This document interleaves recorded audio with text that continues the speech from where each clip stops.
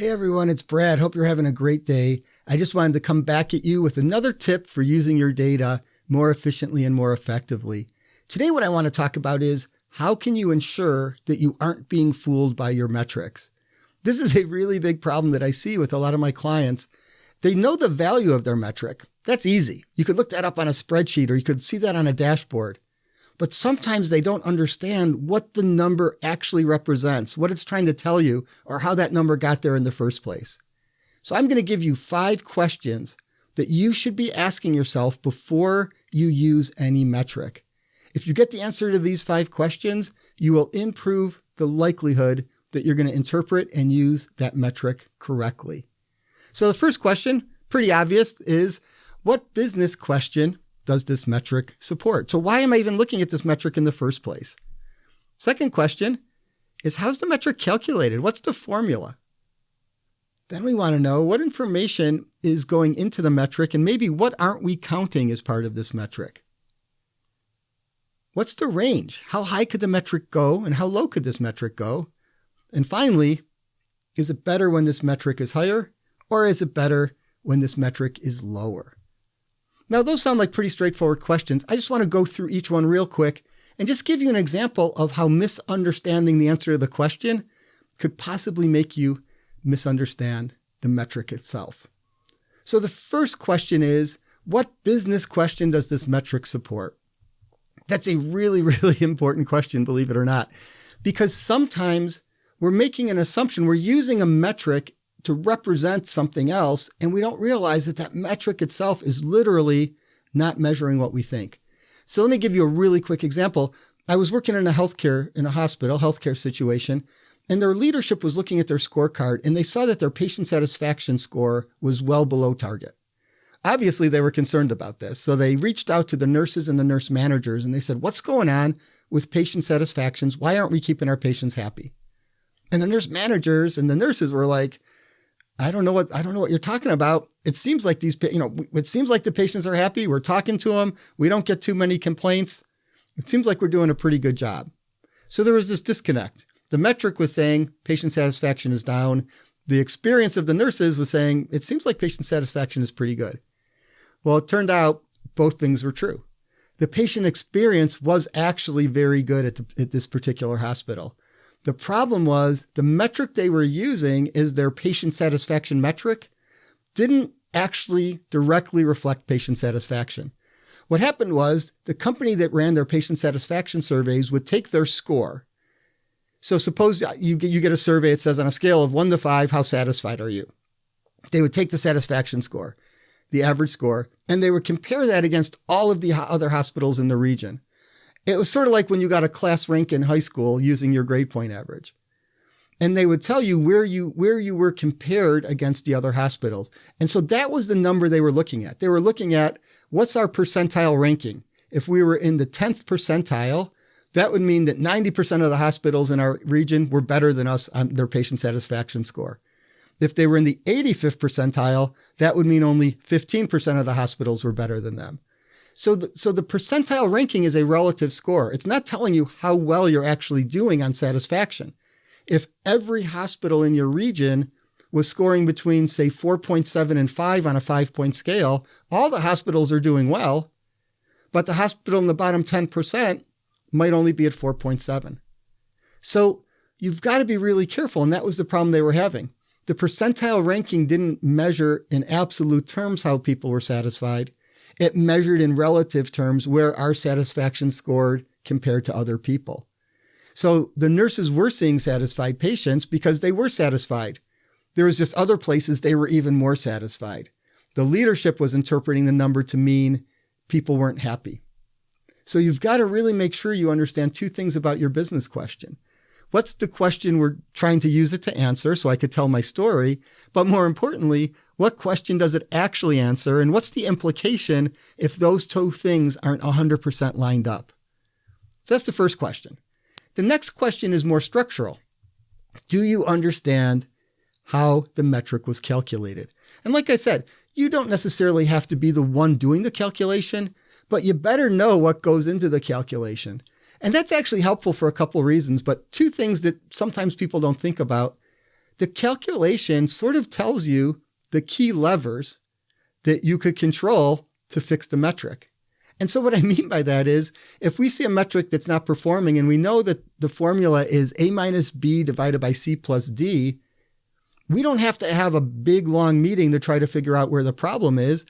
I'm going to say, let's go look at A, B, C, and D, see how each one of those things is performing, see if there's any issues, and you're probably going to figure out why your metric isn't working. That sounds really obvious, but people don't do that. I've been in those meetings where we see a bad metric and people just start throwing random ideas out about why this might be the case. The metric shows you if your metric has 4 pieces that are 4 variables, there's only 4 things that could be going wrong to influence that particular metric. And then on the flip side of that, if I know that, that also tells me if those are the areas that are potentially going wrong, it's telling me those are the only things I could fix if I want the metric to improve. And in fact, if I know that I want this metric to increase, there's only 4 moves I can make. I can make A go up, I can make B go down, I can make C go down, or I can make D go down. Now, there's a lot of different ways that I could influence each of those 4 variables. But again, I don't have to look and start looking all over the place. I could very systemically go through it and say, all right, how could I make A go down? How could I make B go up, or whatever it was that I wanted it to do? So understanding the formula is really going to speed things up because you're not just making wild guesses. The metric tells you exactly where to look and exactly what lever you could pull if you want to see something get fixed. But there's another piece to understanding the formula, and that is, do I understand what information was included and excluded when I created those variables? So let me give you an example of what I mean by that. I was working with a learning and development group really early on in the days of virtual training. And back then, the key value proposition for virtual training was it was going to save you on training expenses. And in particular, it was going to save you on travel expenses related to training. So this company, this was a big Fortune 100 company. They were spending hundreds of million dollars on training, tens of millions of dollars on just moving people around to get to the training. They saw a huge opportunity. So they converted about 30 to 40% of their courses to virtual. And at the end of the year, they went and looked to see how much did we save. And again, they were expecting savings in the tens or 20s of millions of dollars. They looked and their training expense barely went down. And everybody was confused, including me. I'm like, how could that be? You're not flying all these people around. Why aren't we seeing that? Well, we dug into the number a little bit. Now, when you hear the word training expense, most people would intuitively say that must be all of the expenses associated with training. So how much does the course cost for the content? How much does it cost for people to travel to the course? How much does the room cost that we're doing the training in, and so on? Well, it turned out in this particular company, the way they had their accounting set up, travel expenses for training were not included as a training expense. They had a line item on their global budget for travel. And one of the categories was training travel. So that was the problem. It wasn't that they were not getting the cost savings. They were looking in the wrong place because they assumed that expenses for travel for training were being covered by training expenses. So it's really, really important that you know what information is included and excluded when they're actually doing the calculation. All right, the next thing that you want to know is what's the possible range? And again, this one's pretty simple, but it's just an important piece of context to have, because if you know the range, if you know the highest and lowest value your metrics can take, it's going to help you understand where your performance is at. I once had a situation, this is sort of a funny situation. We were looking at some data, and I happened to notice that on this one metric, the company's performance was right almost at 0. So they were pretty much bottomed out. They couldn't get much worse. But I thought it was strange that nobody in the company was freaking out about this. So I said, why aren't you bringing up this metric? I don't see it being raised on any of your status report. No one's talking about the fact that this metric has almost hit 0. And they said, well, that's because we don't start to worry about this one until it gets below 0. I said, you do realize that this metric can't go below 0. 0 is the lowest possible value. They had misunderstood, probably because no one ever looked at the formula, the way the metric was calculated, its lowest possible value was 0. And that's about where they were. You could imagine their eyes popped open when they suddenly realized they were doing much worse than they originally expected. So it's really helpful to know the range for your metrics. And then finally, the last thing that I think is just really helpful to know to get some context is it better when this number is higher or is it better when it's lower?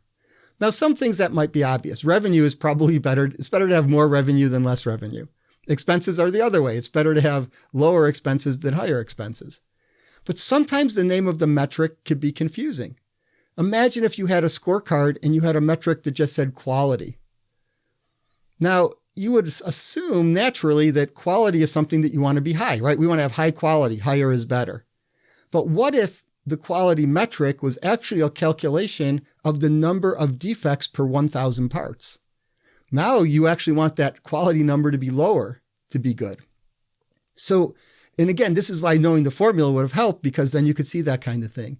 So it's really important to know, is it better for this number to be high or low? Don't just look at the name of the metric, because there's different ways to arrive at the same conclusion about quality. Sometimes I'm measuring good things about quality. Sometimes I'm measuring bad things about quality. That's going to influence whether it's good to be high or low. Another thing that's important to think about when you're thinking about high and low is sometimes you could have too much of a good thing.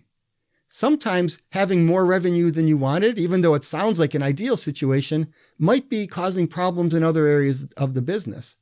Because if you're getting more revenue than you thought, that might mean you have more customers. And again, from a growth standpoint, fantastic. But maybe your call center isn't set up to handle all of those new customers. And now we're starting to have bad customer satisfaction because people have long hold times. So obviously, it's better to have a lot of revenue. But really, you want to look at your targets and say, are there ever times when I'm exceeding a target, either if I'm higher than I should be, if it's good to be higher, or I'm lower than I should be, if it's better to be lower? Is there ever a time when I'm in that situation where maybe it's actually not a good thing? And that'll help you focus. We had that situation happen with an insurance company that I was working with once. We were looking at their business units in terms of what they called their book of business. The book of business is all of the customers that an agent might have. And then that could roll up to different business units or different regions. And we plotted their book of business, their business units, across 4 different scenarios. We looked at how well they were doing at getting new customers and how well they were doing at retaining their current customers. Because this led to a little diagnostic model. We know that if a business unit was doing a good job of keeping customers, but they couldn't get new customers, we needed to look at them and review what's going on with their sales and marketing. Because people love them once they're customers, but they can't get new ones. On the other hand, if we had business units that couldn't get customers and couldn't keep customers, we probably had to do a serious review. Maybe they had the wrong people in charge. If we had a business unit that was great at attracting and getting new people, but they couldn't hold on to their customers once they got them, we probably needed to look into their products and services and their customer experience. Maybe once people came in and were a customer of the company, they were disappointed by what they were getting or how we were treating them. And then we sort of had this final scenario. We said, but the ideal place to be is if we're getting new customers and we're keeping our customers. And for the most part, this was a really good model. But the senior vice president looked at it and he said, well, not so fast. There is a potential issue in this box. We could have a situation where we're attracting new customers and we're keeping our customers, and that's actually a bad thing. I said, how could that be? Isn't that the ideal? Isn't that the goal? He said, well, remember, we're an insurance company. And in an insurance company, people are paying us premiums. And we're saying, if you get into an accident, if your house burns down, we're going to cover the expenses. And ideally, you want the premiums across a whole group of people to sort of equate to the amount of, to equalize the amount of money you're paying out, right? Makes sense. That's how insurance works. If less money comes in than you're paying out, your insurance company is going to go bankrupt. So you've got to make sure that you're balancing that risk portfolio properly. He said the problem that we could have is if there's people, let's just take auto insurance, for example. If there's people who are really bad drivers and no other insurance company will offer them a policy, or they've priced themselves so high that people don't want to buy them, but people are coming to us because we're not charging enough, so we have a really good deal for this bad driver, they're going to come and we're going to get a lot of new customers. But they're all going to be bad drivers, and they're going to drive up our claims and our expenses for our claims. On the other hand, if we're not doing a good job of increasing the rates or aligning the rates with people who have already had a lot of accidents while they were our customers, or if we're running into a situation where we're not doing a good job of getting those customers off of our books, we're going to have a lot of retention of bad customers. So he said, in general, we're probably doing pretty well if we're getting customers and keeping customers. But before we assume that everything is good, we should just take a look at that book of business and see if it's properly balanced, because it could be that we just have a really bad set of customers. And I don't mean bad from a value judgment. I mean bad from a risk profile. So it's important that you understand your metrics. Before you use a metric, make sure you can answer these 5 questions. Because if you get any of these questions wrong, there's a chance that you are going to misinterpret what that metric is trying to tell you. And that could really get in the way of good data-driven decision making. So we talk a lot about getting the right data and getting the right metrics in our series of Rethinking Data workshops. Feel free to check out my website if you want to know more about those, www.availadvisors.com. Leave me a comment in the box below if you have anything to say about how you use your metrics and what you do to make sure that you fully understand what the metric is telling you. Good luck with your decision making, and good luck using your metrics more efficiently and effectively.